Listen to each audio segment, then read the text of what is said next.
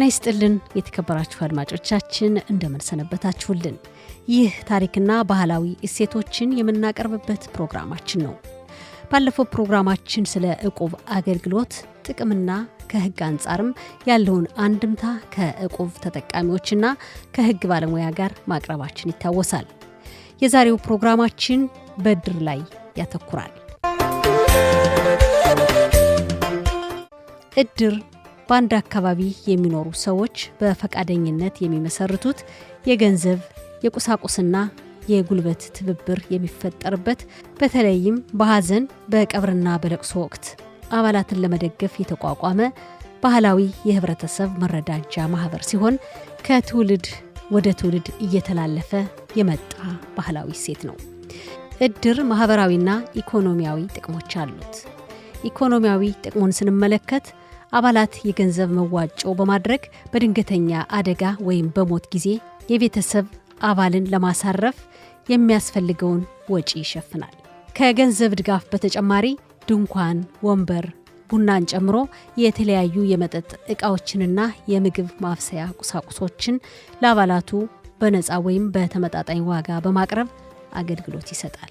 ማህበሩ በኢኮኖሚና በገንዘብ ድጋፍ የቀብር ወጪን በመሸፈን በድንገተኛ የሞት አደጋ ጊዜ የቀብርና የለቅሶ ማስፈጸሚያ ወጪዎችን ይከፍላል። አባላቱም ኪስን በማይጎዳ መልኩ በየወሩ አነስተኛ ክፍያ በመክፈል ትልቅ ድንገተኛ ወጪን ይከላከላሉ። ሌላው የዕድር ጥቅም ህብረተሰባዊ ወይም ማህበራዊ ትስስርን መፍጠሩ ነው። ዕድር አባላቱን በስርዓት የሚያስተሳስር፣ በአካባቢው ሰላምና አንድነት እንዲጠበቅ ከፍተኛ አስተዋጽኦ የሚያደርግ ከመሆኑም በተጨማሪ በአባላቱ መካከል ጠንካራ ማህበራዊና ኢኮኖሚያዊ ትስስር የሚፈጥር ማህበር ነው። የዕድሩ አባላት በለቅሶ ጊዜ ድንኳን በመጣል ምግብ በማብሰልና እንግዶችን በመንከባከብ ይረዳዳሉ። ሐዘንተኛው ቤተሰብ በሐዘን ወቅት ብቸኝነት እንዳይሰማው አባላቱ የሥራ ክፍፍል በማድረግ ምግብ በማዘጋጀትና አስፈላጊ ነገሮችን በማቅረብ ለቀናት አብረው ስለሚሰነብቱ ለሐዘንተኛ ቤተሰቦች ጥሩ ስሜት እንዲኖራቸው ያደርጋል። በአካባቢው የሚኖሩ ሰዎችን እርስ በርስ በማስተዋወቅ ጠንካራ ማህበረሰባዊ ትስስርን ይፈጥራል። አባላቱ በመካከላቸው የሚነሱ ቅሬታዎችን፣ አለመግባባቶችን በሽምግልናና በውይይት መልኩ ይፈታሉ።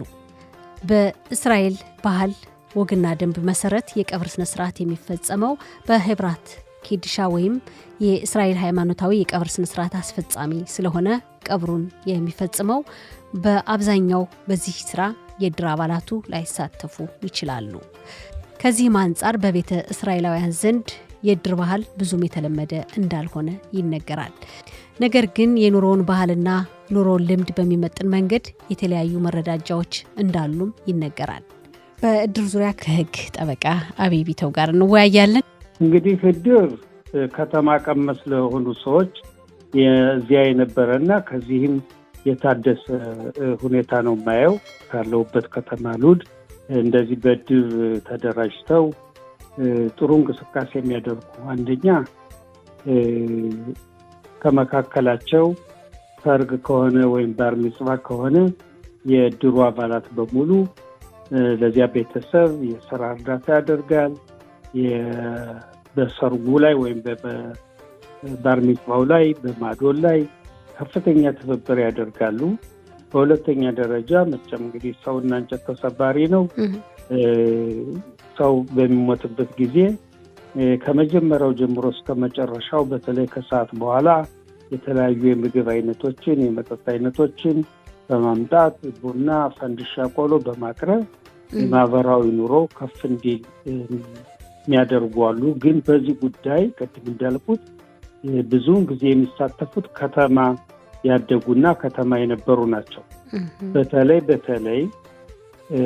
ከይሁዲ ማህበረሰብ ጋር ተጋብተው የመጡ ብዙዎቹ ሃይማኖታቸውን ወደ ይሁዲነት የቀየሩ ያን ኢትዮጵያ የነበረውን ልምዳቸው አምጥተው ዕድር አቋቁመዋል።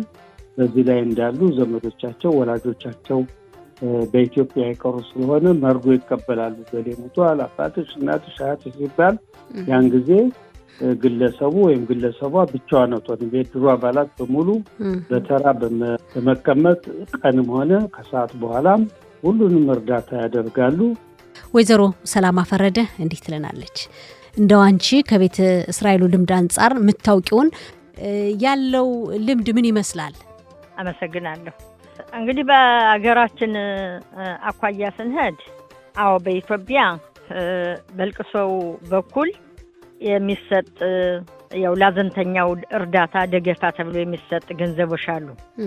እንደሚታወቀው በኢትዮጵያም ሆነ እስራኤል ሀገር በለቅሶ ጊዜ የሚዋጣ ገንዘብ አለ። ለለቅሶ የሄደው ህዝብ ገንዘብ ይሰጣል። ደፍተር ላይ እየተመዘገበ እያንዳንዱ ሰው የሚችለውን እንዳቅሙ ከትንሽ ገንዘብ ጀምሮ አሁን ደግሞ በተለይ እስራኤል ሀገር ገንዘቡ ከፍ እያለ መጥቷል። በፈቃደኝነት እያንዳንዱ ሰው ገንዘብ ይጥላልና የዚህ ገንዘብ ይህ በበጎ ፈቃደኝነት የተሰበሰበ ገንዘብ ለሀዘንተኛ ቤተሰቦች ያለው ጥቅምና የሚያደርገው ድጋፍ ከፍተኛ መሆኑ ይታወቃል። ይህን የገንዘብ መዋጮ የጀመሩት ቤተ እስራኤላውያን እንደሆኑ ይነገራል። ከጎንደር ከተማ በቅርብ ርቀት በምትገኘው አምቦበር በምትባል የቤተ እስራኤል መኖሪያ ሰፈር የሚኖሩ ቄስ ብርሃን ባሩህ ይህን ባህል እንደጀመሩት የተለያዩ ሰዎችም ቤተሰቦቻቸውም እንዲህ ሲሉ ይናገራሉ። በኢትዮጵያ በልቅሶው በኩል የሚሰጥ ያው ላዘንተኛው እርዳታ ደገፋ ተብሎ የሚሰጥ ገንዘቦች አሉ። እኔ እንደምረዳው ወላጆች እንደሚነግሩኝ ትልቆችም አዛውንቶች ቄሶችም ሆነ እንደሚያስረዱና ቀድሞ የተደነገገ እንግዲህ በአገራችን ባህል ሰው አንዳንድ ተኳሽም ሆነ ባደን የነበሩ ወይም እንደዚህ በጀብድነት የሰሩትን በልቅሶ ላይ ይዘመርላቸዋል፣ ማለትም ይፈከርላቸዋል፣ ጥይትም ይተኮስ ነበረ። አሁን የዛን ጊዜ ግና የሚታየ ወንድም ነው። ቄስ ብርሃን ባሩክ ይባላሉ። በጣም ትልቅ አዛውንት ሀገርን አምቦበርን ሲመሩ የነበሩ በጣም ትልቅ አዛውንት ናቸው። የኔሚቶች የሚታየ ጸጋሁን ባሩክ ይባላል የእናቴ አባት። ቄስ ብርሃን ባሩክ ደግሞ ያው የጸጋሁን ባሩክ ወንድም ነው። እሳቸው እንዳሉት አባ ቄስ ብርሃን ነው የደነገጉት እስር ያነ ጥይት ሲተኮስ ተው አሉ ተው ናችሁ ይህን ጥይት የምትተኩሱ ይሄ ሰው እኮ እግዚአብሔር ነው የሰራው፣ እግዚአብሔር ነው የወሰደው፣ እግዚአብሔር ልትመቱ ነው ወይ ይህን ጥይት የምትተኩሱ? ምን ብላችሁ ነው? የግድ አዛንተኞች የተቻላችሁን መጠን ብትለግሱ አይሻልን? አተውም ብሎ ደነገገ ይባላሉ። በዛን ጊዜ 10 ሳንቲም አውጥተው ለአዛንተኞች መጽሐፍ ተጻፈ ይችሉ ማለትም መጽሐፍ ይዘው ጻፉ ይባላል። ገሊ 10 ሳንቲም ኋላ ሀሜዞ ደረሰ አሉ። በ10 ሲካት ኋላ ሀሜዞ ሀሽልንግ እየደረሰ ሀሜዞ እየደረሰ ብዙ መጣልና ያው እንግዲህ ስታንድ ብር ደርሷል በኢትዮጵያ። አሁን በዚያ የተነሳ ይኸው ከዚህ ሀገር መጣ ያቺ ድንጅ የተደነዘጀች ቄስ ብርሃን ባሩክ የደነደዷት ድንጅ መጥታ ከዚህ ሀገርም ይኸው ልቅሶ ሲሆን ይሰጣልኝ እንደ መጠኑ ይሰጣል። ከዚህ ሀገር ያው ዓለም ሀገር ነው። ከዚህ ጋር ተያይዞ የህግ ጠበቃ ቢቢተው እንደሚታወቀው የኛ ማህበረሰብ ሀዘን ላይ በተለይ ሀዘን ላይ የሚሰበሰብ ገንዘብ አለ። መጠኑ ቋሚ አይደለም። ሰው የሚችለውን ሁሉ ለሀዘንተኛ ቤተሰብ እንዲያግዝ ተብሎ ያው መቼም ሞት ድንገተኛ ስለሆነ ገንዘብ ይጣላል እና እንደው ከዚህ ከሚጣል ገንዘብ ጋር ያለው ልምድና ባህላዊ ትስስርስ እንዴት ይታያል? የሚበረታታ ነው ወይስ እንዴት ነው? አስተያየት ካለ። ይሄ በጣም የሚበረታታ ነው። በኢትዮጵያም እኮ ይገርምሻል ከ50 ከ60 ዓመት ወዲህ የመጣ ነው። አንዴ ጎንደር ዙሪያ አምቦበር ወዛባጣ ሰራም የሚባል አካባቢ የሆኑ ቄስ ይሞታሉ አሉ እና ሰው ሲሞት ትልቅ ሰው በተለይ ከብት መታረድ አለበት በሬ።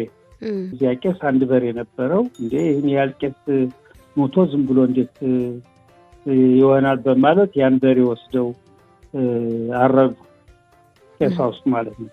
እና ከዚያ በኋላ አንዱ ቄስ ተነስቶ ምናሉ በሉ እንግዲህ ከዛሬ ጀምሮ ለሞተ ሰው ብሎ ቤተሰቡ ራብ የሚያልቅበት ምክንያት የለም።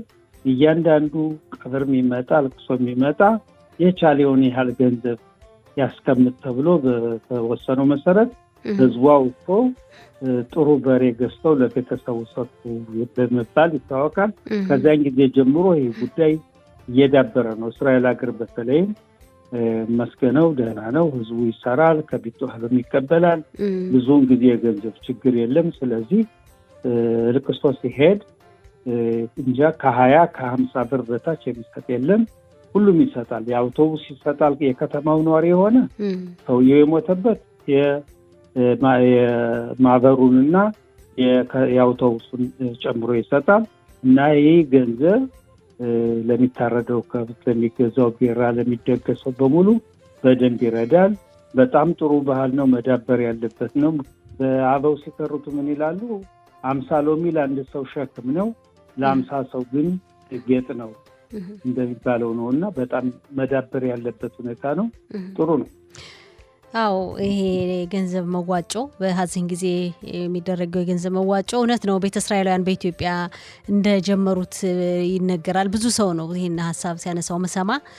ኢትዮጵያም አሁን ተለምዶ በመላው ኢትዮጵያ ማለት ይቻላል እንግዲህ በተለይ በሰሜኑ አለ በማንኛውም ለቅሶ ገንዘብ እንደዚህ ይሰበሰባል በድንገት እና መነሻ ታሪኩንም በተለይ ደግሞ መነሻ ታሪኩን በግልጽ ነው ያስረዳህን የህግ ጠበቃ አቢቢተው በጣም ነው የምናመሰግነው። እንግዲህ አዎ አያቴ በጣም ትልቅ ሰው አዋቂ ሰው ቄስ ብርሃን ባሮክ አምቦበርን ኡዛባን ይዘው ስተኖራ ጻድቃ የሚያውቀው ሀስታ ሀገራችን ማውሪ በለሳ በጣም በጣም በጣም የመሩ ናቸው። አገርን በአገር የተጠሩ በኢትዮጵያ ስማቸው የተጠራ የነገሰ የነጠረ ነው ስማቸው እና ያው እንግዲህ ከዚያ ኢትዮጵያ ታሉ የዚህ ሀገሮች ዳቶች ተመርጠው ሂዳቸው የቄስ ብርሃንን ባሩክ ይዛቸዋቸው ነው ተብለው ተላኩ አሉ።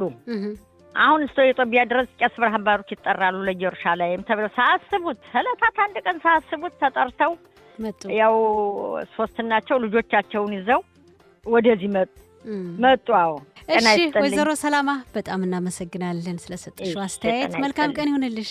የኢትዮጵያ ቤተ እስራኤላውያን በአንዳንድ ከተሞች በእድር ተደራጅተው እየተጠቀሙበት በዚህ ባህል በሰፊው እየተጠቀሙበት ይገኛል። ከነዚህ ከተሞች መካከል አንዷ የቅራት ጋት ከተማ ናት። በቅራት ጋት ከተማ የእድር አባል የሆነችው ወይዘሮ ክብካብ ቸኮል ስለ እድሩ እንዲህ ትለናለች። እኔም በአድሉን ስለሰጣችሁኝ በዚህ ስለምታሳትፉኝ በጣም ነው የማመሰግነው። እሺ ክብካብ እድር እንግዲህ በኢትዮጵያ በተለይ በከተሞች በሰፊው ያው የተለመደ ትልቅ መረዳጃ ማህበር ነው። እዚህ ሀገር እስራኤል ሀገር የምንኖረው እኛ ቤተ እስራኤላውያን እድር ብዙም የተለመደ አይደለም ነው ምንለው። አሁን ግን በአንዳንድ ከተሞች እንደሆነ አሁን ሳይሆን ቀደም ብሎም እንደጀመረ ነው አሁን የምሰማው። አንዳንድ ከተሞች ላይ በጣም የተደራጀ እድር እንዳለ እየሰማሁ ነው። እንግዲህ ከነዚህ ከተሞች መካከል አንቺ የምትኖርባት ከተማ ቅራት ጋት አንዷ ናት። አዎ ቅራት ጋት እንደው ማካበድ ካልሆነ የሚወዳደራት ያለ ራሱ አይመስለኝም እና በእውነት ሁሉም የየራሱን ከተማ ያደንቃል በሚለው እኛውን ከሌላ ሀገር ሰዎች ራሱ ብትጠይቂ እንደዛ ነው የሚሉት። መጠው ደርሰው እንደዚህ በለቅሶም በደስታም ሲመጡ አድንቀው በጣም እንደዚህ አይነት ነገር አይተናናቅም ኢትዮጵያ የቀረ በጣም ደስ ያላችሁ ምናምን ነው የሚሉና ሁለት ጉዳት ባልለው ተጽዕኖ ደግሞ ይኖረዋል። ለምሳሌ አሁን ለምሳሌ እድሩ ግዴታ አንቺ ተመቸሽ አልተመቸሽ ወይ ባልሽ ወይ ሚስት ከዛ እድር መገኘት አለበት። አንድ ህግ ነው። ጥቅሙ ምንድነው? ሀዘንም ደስታም ሲኖር ሳትጨናነቂ እድርሽ አለ። አንቺ እንደምትተሳትፎሽ መጠን ማለት ነው። አንቺ ምተሽ ከሆነ ያም ሰው ይመጣል ወደ አንቺ እና በልበ ሙሉነት ነው ያን ነገር ስታደርጊ የድሬ ሰው ያግዘኛል የድሬ ሰው አለልኝ ነው በደስታ። በሀዘንም ደግሞ በቃ ሁሉንም ነገር የሚገርምሽ የድሩ ይነገራል አሉ እንትኖች አለ እንትን ምንድነው ይባል እንደ የድሩ ተወካዮች አሉ ከሁለቱም ግሩፕ እና ከሁለቱም ግሩፕ ሆኖ ማለት ነው። ከዚህኛው ግሩፕ ባይኖሩም የዛኛውንም ግሩፕ እገዟቸው ይባላል፣ ከዚህኛውም እገዟቸው ይባላል። ከከሌ እንትን አለ ነገ ደግሞ ከሌ ለቅሶ እንደዚህ ያለው እንደዚህ ቀብራለ እንደዚህ ይነገራል። ሁሉም ሰው የራሱን ኃላፊነት ወስዶ ነው እዛ ላይ የሚገኘው። በግዴታም ሳይሆን ኃላፊነት ተሰምቶት ነው በፈቃደኝነት። አዎ በፈቃደኝነት ነው። የዚህ እንግዲህ የድሩ የማህበሩ አንድ ህግ ነው። በዛ ላይ ደግሞ ውጭጩ ደግሞ ማንም መቅረት የሌለበት አለ መዝገብ አለ። የስም ቁጥር አለ። ለምሳሌ እኔና አንቺ ከድሩ ብንሆን እኔ 10 ቁጥር ብሆን ቀጥታ ሄደሽ የሆነ በደስታም በሀዘንም እዚህ ላይ በሀዘን በ50 ብር ነው የሚባለው የሚጣለው 10 ቁጥር ትያለሽ። ማንም ሰው የድሩ እንትን ነው በፈረቃ ነው የሚይዙ። የመጣው ሰው ይታተፋል፣ ይይዛል፣ ያንን ብር ይሰበስባል። አንደኛው ሰው ያስተናግዳል፣ አንዱ ሰዎችን እንትን ይንሰባሰባል፣ እንደዚህ ማስተናገድ እና ሁሉም የራሱ ስራ ክፍፍል ይሄ የኔ ስራ ነው ሳይል እዛ ላይ ክፍተት ያለውን ቦታ ሞልቶ ይገኛል። የድሩ አባል የሆነ ሰው ማለት ነው። በዛ ሰዓት ያን የድርተኛው ሰው የደረሰበትን ችግር ብቻ ነው የሚያስብ እንጂ ምን ይጎድላል ወይም ምን ይሆናል ሰው ማን ያስተናግዳሉ አያስብም። ይሄ ትልቅ ጥቅም ነው። ማህበራዊ ግንኙነትን ያስተሳስራል፣ የስራ ጫናን ይቀንሳል፣ ገንዘብንም ወጪንም አንቺ በየሽ እንትን የምትይውን ነገር በዛ ሰዓት ያን ሀዘንተኞች ወጪ ድንገተኛ ሀዘንተኛ ቤተሰቦች ድንገተኛ ወጪ እንዳያወጡ ያው ይጠቅማል፣ ያግዛል። እሱን ነው የምልሻው። ኢኮኖሚያዊ ማህበራዊና ምን ልበልሽ ጊዜንም ሁሉ እንትን ይላለኝ የጉልበትን ያግዛል። ልክ ነሽ። ኢኮኖሚያዊ ማህበራዊና ደግሞ የጉልበት አሁን እንዳልሽው ይሄን ሁሉ ሰው ሀዘንተኛው ብቻ ቢሆን አይሰራውም ይሄን ሁሉ ስራ። ብቻውን እዛ ላይ ሰው አሁን እድር የሌላቸው ሰዎች አሁን ብዙ ነገር ክፍተቱ ነው የሚታየው። እድር ያለው ሰው ግን በዛ በእድሩ አማካኝነት የሚገርምሽ 7 ቀን እንኳን ሲቀመጥ 1 ቁጥር 2 ቁጥር 3 ቁጥር ተብሎ ተመድቦ እንደኛ እድር ያለውበት እድር ሄዶ ያስተዛዝናል። ጠዋት ላይ ቡና ተፈልቶ 5-10 ሰዎች ይሄዳሉ። ከሰዓት እንደዛ ማታ እንደዛ ሀዘንተኛውን ራሱ ሀዘኑን እንዲረሳ በዛ ሰዓት እንኳን ሰዎችን አይቶ እንዲጽናና ከዛም በኋላም ደግሞ በ30 አብሮ ነው፣ በ7 አብሮ ነው። ወንዶች ስጋ ከተፋ ነው፣ ሴቶች ሊጡን እንጀራውን ወስዶ ጋግረው ሲመጡ ምንም አታውቂም። በቃ እነሱ ነው የሚያወቁት ራሳቸውን እንትምና እኔ ትልቅ ከተማ ስም ባልገልጽም የከተማውን ትልቅ ከተማ ተብሎ ዞር ብሎ የማያዩ ባለቤቱ ከሀዘኑ በላይ ምን ልሰራ ነው እንዴት ነው የሚደረግ ብሎ ሲጨነቅ ምናምን ነው ያየውበት።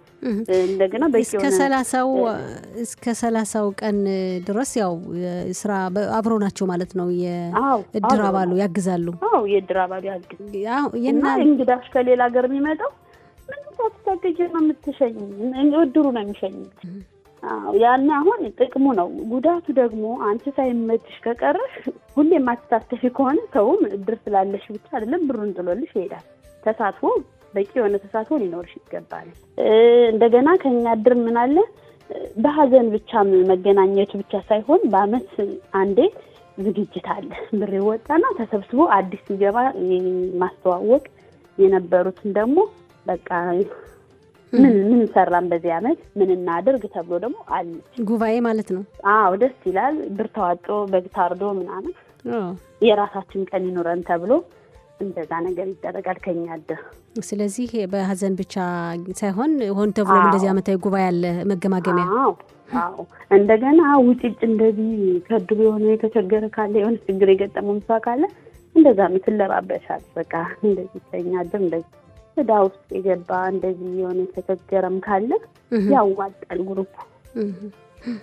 ከዛም አልፎ የሆነ ለነብስ ደግሞ አንዳንዴ አዋጥሽ እንደዚህ እንርዳ እንደዚህ እንደ ጽዳቃ ነው። እናመሰግናለን ክብካብ። ሰላም ሁኝልን። አድማጮቻችን አስተያየታችሁን አድርሱን። የዛሬው ፕሮግራማችን ይህን ይመስል ነበር። በዝግጅታችን ያላችሁን አስተያየት አድርሱን። በሚቀጥለው ሳምንት በሌላ ዝግጅት እንገናኛለን። እስከ ሳምንት ቸርን ሰንብት። ወርቅነሽ እሸቴ ነኝ።